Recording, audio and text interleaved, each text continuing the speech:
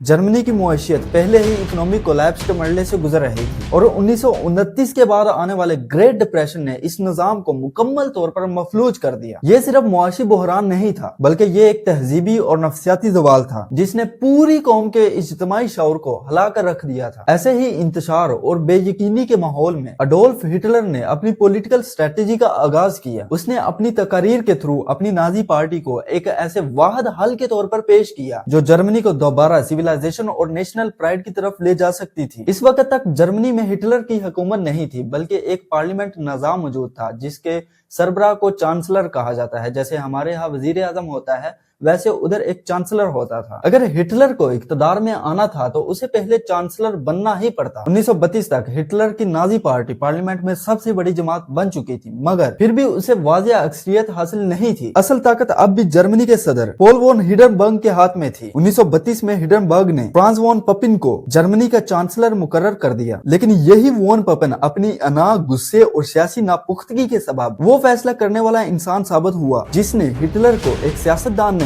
बल्कि जर्मनी का आमिर बना दिया। वॉन पपिन से पहले हेनरिच ब्राउनिंग चांसलर था लेकिन वो बहरान पर काबू पाने में नाकाम रहा। इसी नाकामी के बाइस उसे हटाकर वॉन पपिन को लाया गया मगर वो भी कोई मुअस्सर सिस्टम कायम न कर सका। आखिरकार सदर हिंडनबर्ग ने वॉन पपिन को भी हटाकर कोड वॉन श्लेशर को नया चांसलर बना दिया। श्लेशर ने वॉन पपिन और उसके साथियों के खिलाफ सियासी साजिशों का जाल बिछाया ताकि नाजी पार्टी को हमेशा के लिए खत्म किया जा सके। लेकिन पॉलिटिक्स की दुनिया में न कोई हमेशा दोस्त रहता है न कोई हमेशा दुश्मन। वहां सिर्फ एक ताकत की कुर्सी ही हदफ होता है। वॉन पपिन ने फैसला किया कि अगर हिटलर को वो अपने साथ मिला ले तो वो दोबारा इक्तदार में आ सकता है। उसने खुफिया मुलाकातों के थ्रू हिटलर को बताया कि श्लेशर कैसे नाजी पार्टी के खिलाफ साजिश का जाल बिछा रहा है। फिर उसने हिटलर को एक पेशकश दी कि तुम चांसलर बनोगे और मैं वाइस चांसलर। वॉन पपिन और हिंडनबर्ग का ख्याल था कि वो हिटलर को एक पपिट चांसलर बनाकर असल ताकत खुद अपने हाथ में रखेंगे, लेकिन वो ये बात भूल गए थे कि वो जिस शख्स के साथ ये खेल खेल रहे थे वो खुद मैनिपुलेशन साइकोलॉजी का बादशाह था। हिटलर ने बगैर किसी बहस के ये माहदा कबूल कर लिया और यूं 30 जनवरी 1933 को हिटलर जर्मनी का चांसलर बन गया। सिर्फ एक माह बाद 27 फरवरी 1933 को जर्मन पार्लियामेंट रीचस्टैग में आग लगा दी गई। हिटलर ने इस वाक़े का इल्जाम अपने सियासी मुखालफिन पर डाल दिया और इमरजेंसी इख्तियारात हासिल कर लिए। इसी ताकत से उसने एनेबलिंग एक्ट मंजूर करवाया जिसने उसे पार्लियामेंट के बगैर कानून बनाने का मुकम्मल इख्तियार दे दिया। ये कानून दरअसल आमरीत का सरकारी लाइसेंस था। हिटलर ने एक एक करके अपने तमाम मुखालफिन को खत्म कर दिया और बिल आखिर वॉन पपिन को भी किनारे लगा दिया। 1934 में हिंडनबर्ग के इंतकाल के बाद हिटलर ने खुद को फुहरैर करार दे दिया, यानी जर्मनी का मुतलिकुल अनान हुक्मरान। और यूं जहां कभी जमहूरियत थी वहां अब आमरीत का साया छा चुका था।